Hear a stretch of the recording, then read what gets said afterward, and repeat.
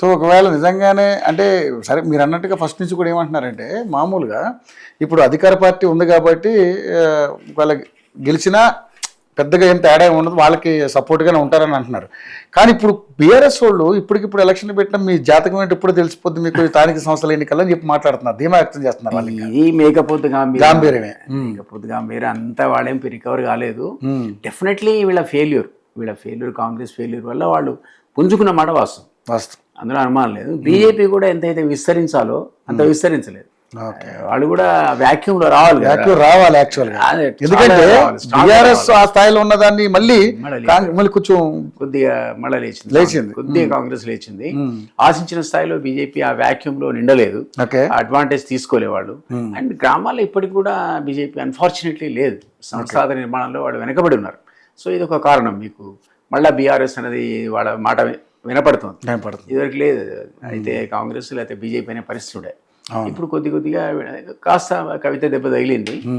కవిత మనందరం ఎంత మాట్లాడినా అవినీతి జరిగింది, మనందరం అది వేరు, కవిత చెప్పడం వేరు. కవిత వచ్చి సర్టిఫికేట్ ఇచ్చేసింది, అవినీతి జరిగింది, మా పార్టీని సస్పెండ్ చేశారు, బీఆర్ఎస్ పార్టీకి ఆమెకి సంబంధం లేదు ఇప్పుడు అన్నారు కదా. అంటే ఆమె ఆ మాట అన్న తర్వాత సస్పెండ్ చేశారు. సస్పెండ్ చేసే పరిస్థితి వచ్చిందంటే వాళ్ళు ఉలిక్కిపడ్డారు. అది గోస్ట్ కమిషన్ ఎంత చెప్పినా కుటుంబ సభ్యులు చెప్తే అది వేరు కదా. సో అందరికి సర్టిఫికేట్ ఇచ్చినట్టు అయిపోయింది. ఐ విట్నెస్ అయింది, ఐ విట్నెస్, మామూలు విట్నెస్ కాదు, I witness, modern witness. So దానివల్ల ఈరోజు కొంత బీఆర్ఎస్కి దెబ్బ తగిలింది. దాంతో కొంత తీర్మానం మళ్ళీ కూడా బీసీ ఎత్తుకున్నారు. ఏదైనా పార్టీ ఏది పెట్టారు కదా తెలంగాణ, నాకు తెలిసి అది రిజిస్టర్డ్ కాదు. అంతేనా? నాకు తెలిసి వాళ్ళు ఎలక్షన్స్ లో రాజ్యాధికార పార్టీ తెలంగాణ ఎందుకని రాజ్యాధికార పార్టీ ఆల్రెడీ ఉంది ఇక్కడ. ఆ పార్టీని తీసుకున్నాడా మరి మీరు చెప్పాలి నాకు. తెలంగాణ రాజ్యాధికార పార్టీని తెలంగాణ చేర్చాడు, అదర్వైజ్ రాజ్యాధికార పార్టీ ఆల్రెడీ ఉంది, రిజిస్టర్డ్ ఉంది. కానీ అది స్థానికంగా రిజిస్టర్ అయ్యలేదు. మీరు ఒక పొలిటికల్ పార్టీ కేంద్ర ఎన్నికల సంఘంలో ఎలక్షన్ కమిషన్ ఆఫ్ ఇండియాలో రిజిస్టర్ అయి ఉండడం వేరు, వాళ్ళు ఇక్కడ కూడా రిజిస్టర్ చేసుకోవాలి. మళ్ళీ ఏది స్టేట్ ఎలక్షన్ చేత మీకు ఎలిజిబిలిటీ లేదు కాంటెస్ట్ చేయడానికి. రాజ్యాధికార పార్టీ అనేది రిజిస్టర్డ్ పొలిటికల్ పార్టీ అయినా కూడా అది ఇక్కడ రిజిస్టర్డ్ కాదు, ఎక్కడ స్టేట్ ఎలక్షన్ కమిషన్. కాబట్టి వాళ్ళు డైరెక్ట్ పార్టిసిపేట్ చేయలేరు ఎంపీటీసీ, జెడ్పీటీసీ అండ్ సర్పంచ్ దాంట్లో. అది రాజ్యాధికారి పార్టీ అయినా చేయలేవు, తెలంగాణ రాజ్యాధికారి పార్టీ అయినా చేయలేవు. ఎందుకంటే తెలంగాణ రాజ్యాధికారి పార్టీ అనేది ఇంకా అక్కడ రిజిస్టర్ కాలేదు ఎన్నికల కమిషన్ దగ్గర, మెయిన్ ఎన్నికల కమిషన్ దగ్గరే కాలేదు. అది అవసరం లేకుండా ఇక్కడ రిజిస్టర్ చేసుకోవాలి, ఇక్కడ కాలేదు. ఈ రెండు లేకుండా తీర్మానం వల్ల నా అభ్యర్థిని ఎట్లా పెడతాడు? నాకు తెలిసి పెట్టలేడు. నేను అన్నది మీరు కరెక్షన్, సబ్జెక్ట్ టు కరెక్షన్ తెలిసాను. ఇంకెందుకంటే అక్కడ సడన్ గా వచ్చింది నోటిఫికేషన్, ఆయనకి సమయం లేకపోలేదు. సో ఆయన కొత్త పార్టీని ఎలక్షన్ కమిషన్ ఆఫ్ ఇండియాలో రిజిస్టర్ చేసుకోలేదు, రాజ్యాధికార పార్టీని తీసుకుంటున్నాడు.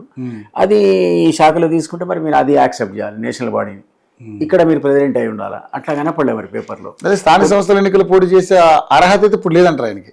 నేను అనుకుంటా మరి ఎట్లా చేసుకుంది గూగుల్లో కొట్టండి. అవును, వెదర్ తెలంగాణ రాజ్యాధికారి పార్టీ ఇది registered with state election commission of India అని ఉంటే మీకు ఆ పేరు రాదు. ఆయన లేదు, చేసుకోలేదు, రాదు. ఇక మీకు ఎక్కడ ఛాన్స్ లేదు. ఇప్పుడు మీరు రేపు పోయి చేసుకోలేరు, ఎందుకంటే మీకు ఒక పార్టీ రిజిస్టర్ చేసుకోవాలి ఇక్కడ స్టేట్ ఎలక్షన్ కమిటీ అంటే కూడా లంబాచూడ ప్రొసీజర్ ఉంటుంది. సరే అన్ని కష్టపడి ఇచ్చారనుకుందాం, వాళ్ళు రేపే పొద్దుగాలు ఇచ్చారనుకుందాం, వాళ్ళు పేపర్ నోటిఫికేషన్ ఇవ్వాలి ఒక నెల రోజులు టైం పెట్టి. మీకు ఎవరికైనా అబ్జెక్షన్ ఉందా, నీకు నాకు.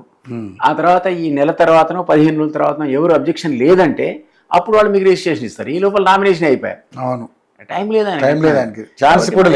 ఇటు కవిత పార్టీ పెడదాం అనుకుంటే ఆమెకు అవకాశం లేదు ఇక్కడ.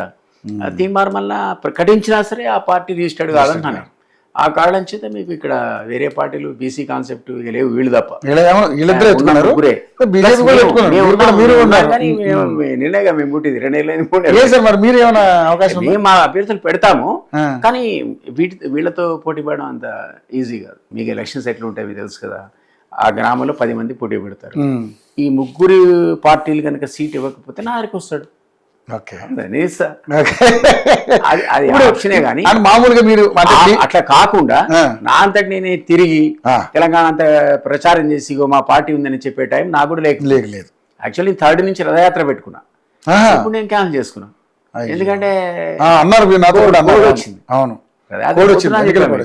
కోడ్ వచ్చింది కదా, ఎలక్షన్ కోడ్ ఎట్లా పోతాం మరి, పోకపోతే నువ్వు ఉన్నట్టు ఎట్లా తెలవాలి? అవును. ఏదో మీ మీడియాలో దాంట్లో దీంట్లో రాష్ట్రీయ లోక్దల్ని వాళ్ళు వినడమే తప్ప ఫిజికల్ గా నా అవును. మీరంటే ఏంటి మీకు గుర్తులేదు ప్రజలకు వెళ్ళాలి. అజెండా ఏంటి ఇంకా ప్రజలకు పోలేదు కదా. So very difficult. నాకు కూడా ఆ ప్రాబ్లం ఉంది. కానీ ఈ 3 పార్టీలు ఇవ్వకపోతే నా దగ్గరికి ఎందుకు వస్తారంటే ఆ మొదటి బాక్స్లోనే ఆయన పేరు వస్తుంది నా పార్టీ నుంచి పోటీ చేస్తే. ఎందుకంటే అది రిజిస్టర్డ్ స్టేట్ పార్టీ, అదేం నేషనల్ పార్టీ కాబట్టి ఆ సింబల్ అనేది అతనికి ఇక్కడ కూడా దీంట్లో ఉంది కాబట్టి, మాది రిజిస్ట్రేషన్ ఉంది కాబట్టి వాళ్ళకి ఏంటంటే మొదటి బాక్స్లోనే ఆ సింబల్తో సహా వస్తుంది. ఎంపీటీసీ జెడ్పీటీసీ అయితే సర్పంచ్కి అయితే సింబల్ లేదు, క్వశ్చన్ లేదు, గెలిచినా కానీ మీ ఓడు నా ఓడు ఇవాళ సిచ్యువేషన్లో చెప్పలేం. కానీ జెడ్పీటీసీ జెడ్పీటీసీలు మాత్రం వాళ్ళకి ఖచ్చితంగా మొదటి బాక్స్లోనే వాళ్ళది పేరు రావాలి, గుర్తు రావాలనే ఉద్దేశంతో మా దగ్గరికి వస్తారు. ఉన్నాం కానీ ఇంత అంటే మేము అనుకున్న స్థాయిలో ప్రచారం చేయలేకపోయాం. ఇంకా మీ కూడా మీ ద్వారా అప్పీల్ చేస్తున్నాం, మీరు ప్రయత్నం చేసుకోండి. మీకు ఆ పార్టీలు ఇవ్వకపోతే మా దగ్గర రండి. బీసీ సోదరులకు చెప్తున్నాను, ఎస్సీ ఎస్టీలకు కూడా అంతే కదా, సామాజిక న్యాయమే కదా. కాబట్టి వాళ్ళకి దొరకకపోతే మా రావడం తప్పే. క్యాండిడేట్ ఇష్టం కదా. So we are prepared. స్థానిక సంస్థలో ఒక అడ్వాంటేజ్ ఏంటంటే మామూలుగా ఎమ్మెల్యే ఎమ్మెల్సీ ఎప్పుడో మీరు ఇష్టం వచ్చిన దగ్గర ఎంపీగా మీరు పోటీ చేసుకోవచ్చు. పెద్దగా మీరు ఎవరో తెలియాల్సిన అవసరం ఉండదు. స్థానికంగా ఆ వ్యక్తి తెలిసి ఉండాలి. కాబట్టి ఆ వ్యక్తి బలవంతుడై అతని కనుక మిగిలిన 3 పార్టీలు టికెట్ ఇవ్వకపోతే ఆయన మా దగ్గర నుంచి వేసి కూడా గెలిచే అవకాశం ఉంటుంది. ఆ స్థానిక వాడలో అది డిఫరెన్స్ ఉంటుంది. క్యాండిడేట్ని పట్టే ప్రజలు ఎన్నుకుంటారు. ఊరికనే పార్టీ పరంగా ఎమ్మెల్యే ఎంపీలా కాదు ఇది. సో స్థానికంగా ఆయన బలవంతుడై ఉండాలా, అందరికీ సుపరిచితుడై ఉండాలా, ఆయన మీద కొద్దిగా అంటే క్రెడిబిలిటీ ఉండాలా. ఇవన్నీ ఉన్న వాళ్ళకి ఒక్కోసారి పార్టీలు సీట్లు అది అవకాశం. మాలాంటి వాళ్ళు పనికి వస్తారు అప్పుడు.